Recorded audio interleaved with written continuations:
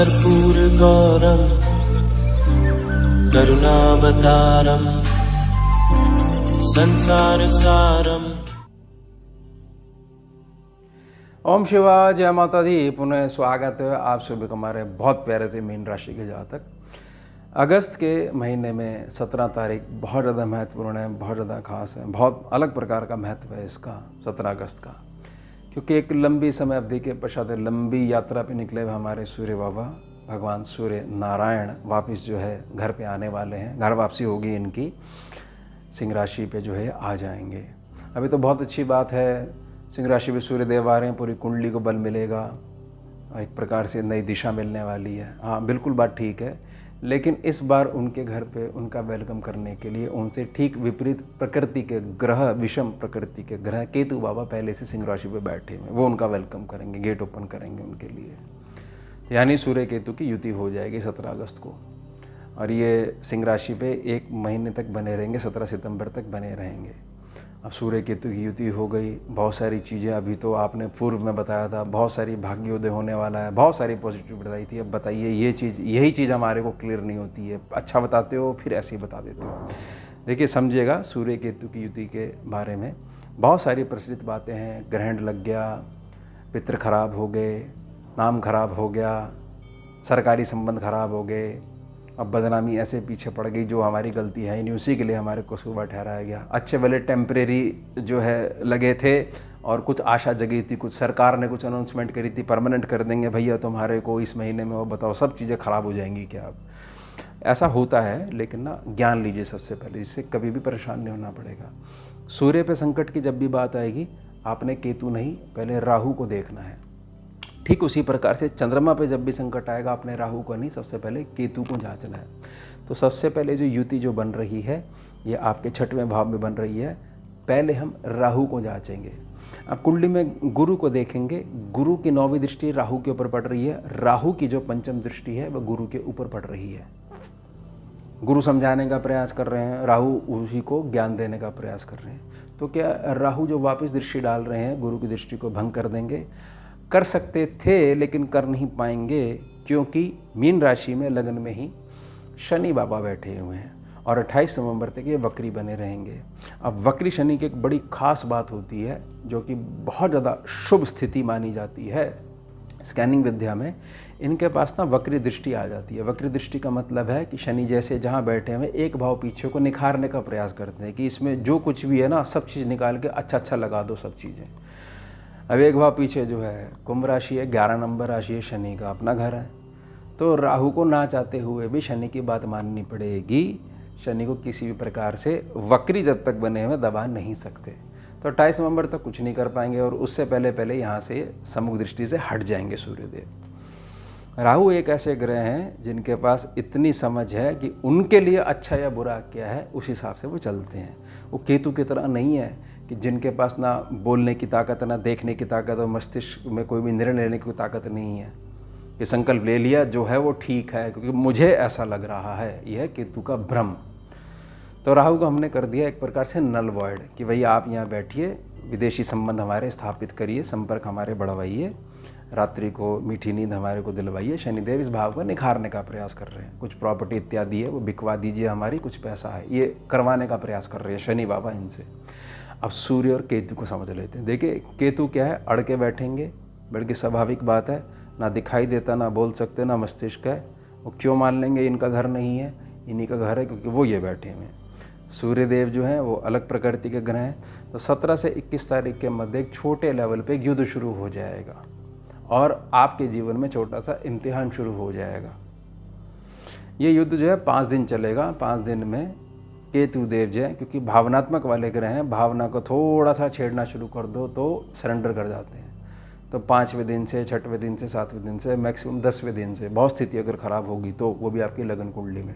एक चीज़ मैं क्लियर कर देता हूँ, गोचर की जब भी नेगेटिविटी की बात होती है ना कि बहुत भयंकर योग आ रहा है आप सभी की कुंडली में, सावधान हो जाइए। और जातक जो है, हे भगवान, थंबनेल देख के जिस भी जातक को अपनी डेली एक्टिविटी के आधार पर, नित्य क्रियाओं के आधार पर, कार्मिक क्रियाओं के आधार पर लगन कुंडली, नवमांश कुंडली, दशमांश कुंडली मजबूत रखनी आती है, भयंकर से भयंकर योग क्यों ना बन जाए, आपको छू नहीं सकता। समझ रहे हो? जैसे अपने घर में बैठे हो, बारिश हो रही है, आपके ऊपर नहीं गिर रही ना, सेफ बैठे हुए, ये ताकत है इन 3 कुंडलियों की। यह नॉलेज के अभाव में ही जातक बहुत ज़्यादा भटकता है, मिसगाइड होने लग जाता है कि बताइए कोई कुछ कह रहा है, कोई कुछ कह रहा है, हमें तो कुछ नहीं लग रहा, हमारे साथ कुछ अच्छा नहीं हो रहा। कि आपको सबसे पहले ये 3 कुंडलियाँ जांचने की आवश्यकता है, क्योंकि ये गोचर कुंडली पे हमेशा बात हो रही है, सभी गोचर कुंडली पे ही बात करते हैं। ये विनम्र प्रार्थना रहेगी। तो समझ लीजिए जो 5 दिन जो हैं, 5 दिन एक छोटी सी परीक्षा शुरू हो जाएगी। अब परीक्षा जो शुरू होगी वह शुरू होगी 3 सेक्शंस को लेकर, 3 धाराओं को लेकर, कर्जे को लेकर, बीमारी को लेकर और शत्रुता, मानसिक शत्रुता को लेकर। मानसिक शत्रुता को लेकर के इस व्यक्ति ने मेरे साथ कभी भी अच्छा नहीं करा, देखो वो आज कितनी प्रोग्रेस कर रहा है। यह है केतु की डिस्टर्बेंस, जिससे अच्छे भले आपके काम रुक के यही सोचते रहो कि मेरे को जो है अभी तक मैंने जीवन में कुछ करा ही नहीं है। समझ रहे हो? यह है केतु की बदमाशी। ये इमोशन ही छेड़ सकता है, कुछ नहीं कर सकता। उसको पता है कि सूर्यदेव यहाँ पर आ गए और बहुत तेज प्रकाश है, दिखाई नहीं देता। वैसे भी उसकी कोई दृष्टि को महत्व नहीं है, लेकिन बहुत हद तक जो है केतु को प्रभावित कर देते हैं, और यह उनकी मलकियत है। सिंह राशि अपने घर में बैठे हुए हैं। लेकिन ये ध्यान रखने योग्य बात है, जैसा मेरा अनुभव रहा है, केतु जब सरेंडर कर देंगे तो 21 तारीख से जो कर्क राशि है, जहाँ पर कर्क राशि है, शुभ पंचम त्रिकोण भाव है, शुक्र और बुध की शुभ लक्ष्मी नारायण ऊर्जा वाला योग बनने लग जाएगा। बुध की प्रकृति क्या है? एक्स्ट्रा नेगेटिविटी को, एक्स्ट्रा विष को सोख लेते हैं, इसलिए बुध बहुत ज़्यादा इंपॉर्टेंट है। बुध जिसका खड़े हो जाएं उसको जिता देते हैं, जिससे हट जाएं उसको गिरा देते हैं, इसलिए बुध भी बहुत ज़्यादा इंपॉर्टेंट है। तो बुध 21 तारीख से बहुत ज़्यादा शुक्रदेव के साथ युति करके बहुत ज़्यादा आपको मार्गदर्शन करने का प्रयास करेंगे। बहुत सारे शुभ कार्य जो संपन्न होंगे आप सभी के निजी जीवन में। 5 दिन की जो परीक्षा रहेगी वह मानसिक तौर पर आपने पास करनी है, और उसमें पास होने के लिए फॉर्मूला क्या है जिससे कि फर्स्ट ग्रेड में जो है पास हो जाओ, बहुत अच्छे से ट्रॉफी लेके घर आओ। जो हो रहा है उसको होने दीजिए।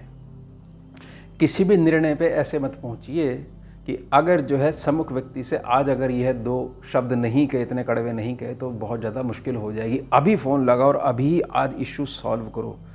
ये केतु की छेड़खानी है, 5 दिन जाने दीजिए। जैसे ही केतु सरेंडर कर देंगे, जैसे ही 21 अगस्त से ये शुभता वाला लक्ष्मी नारायण योग बनने लग जाएगा, तो सूर्य केतु की युति बहुत अच्छा प्रसिद्धि योग भी देती है। जहाँ भी हो, जहाँ भी जॉब कर रही है, जो भी जीवन यापन का साधन है, वहाँ पर प्रसिद्ध योग आशीर्वाद के रूप में फलित होने लग जाएगा 21 तारीख के बाद से। इसलिए मैं ये निजी प्रार्थना कर रहा हूँ कि मैंने जो आपसे बात कही है, एक छोटी सी अंतिम परीक्षा है।